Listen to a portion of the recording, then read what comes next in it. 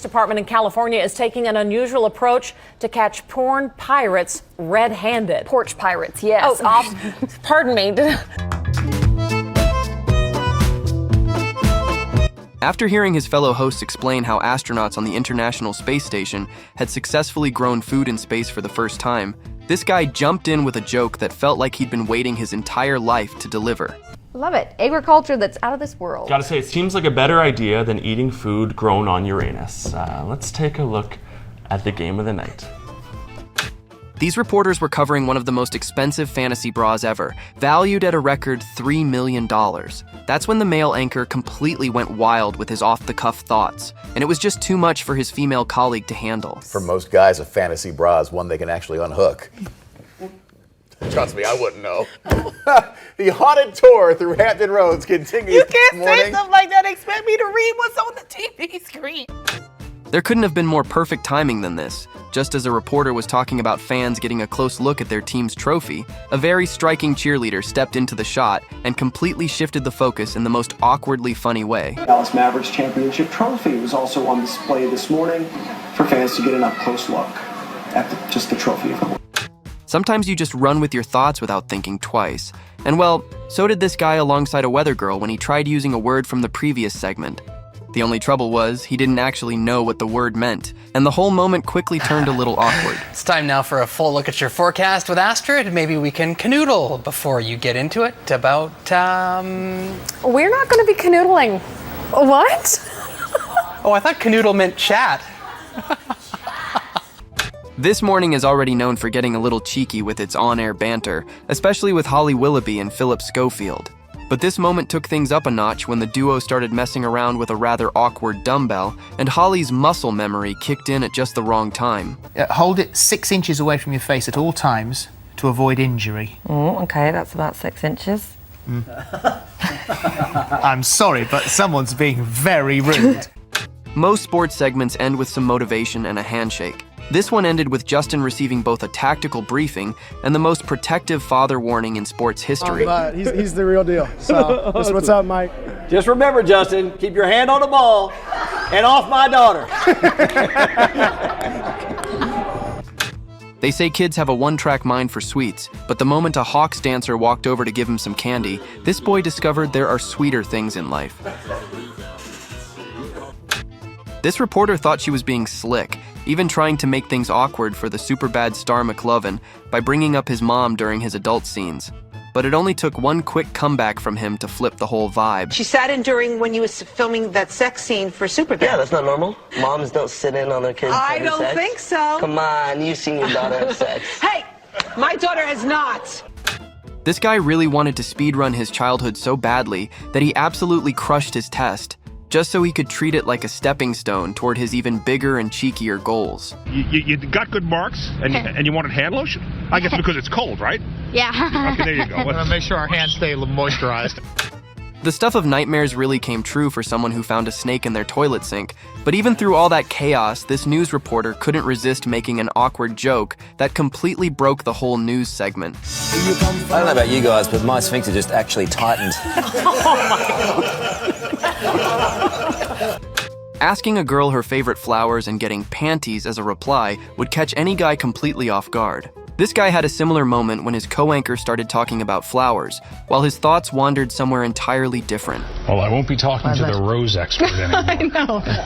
But you can ask me anything about peonies. I love peonies. Oh, flowers. Peonies. Yeah, Yes, peonies. yes.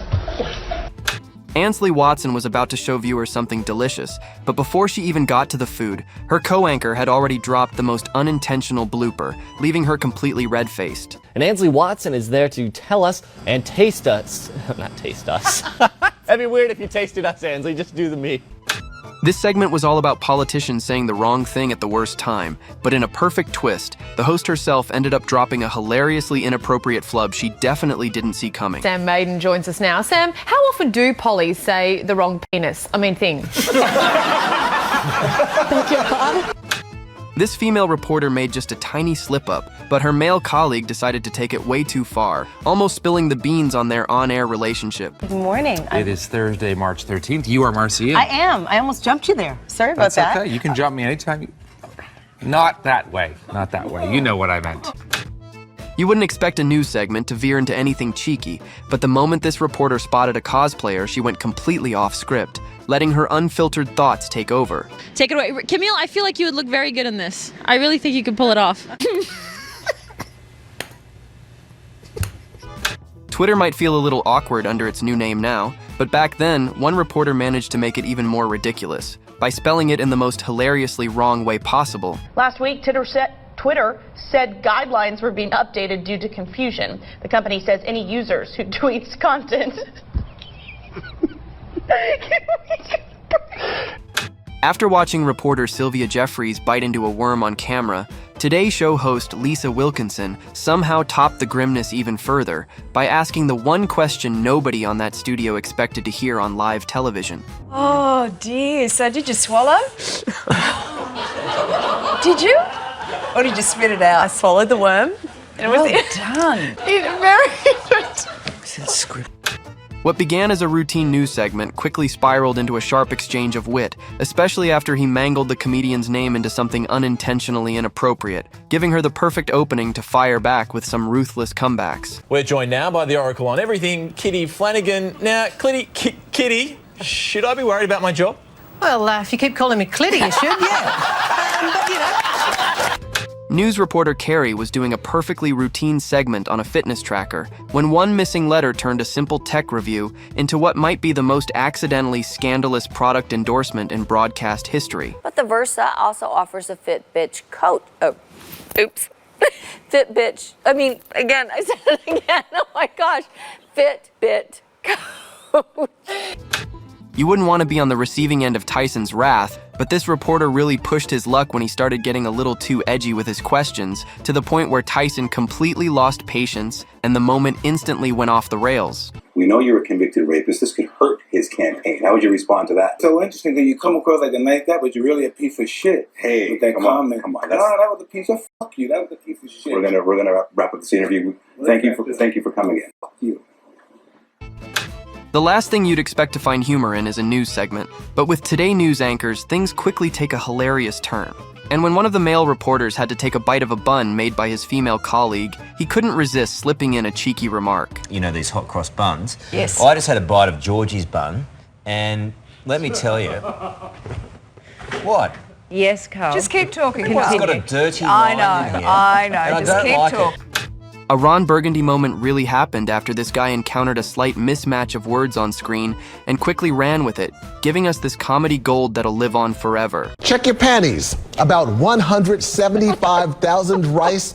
I think that was supposed to be pantries. This one was as ridiculous as it gets. These news reporters were playing a curling game in a simulated environment, but the movements they were making gave off a completely different vibe instead. And their overly excited commentary throughout ended up painting a very different picture entirely. We should try the double luge, perhaps. You think so? Maybe not. This kid might have a disability, but that didn't stop him from being the absolute badass he was, and he completely cemented his status as a national treasure with his epic clapback to online bullying. If someone says something horrible to Harvey, what does Harvey say? Hello, you cunt. Harvey. Okay, we apologise. We apologise for that.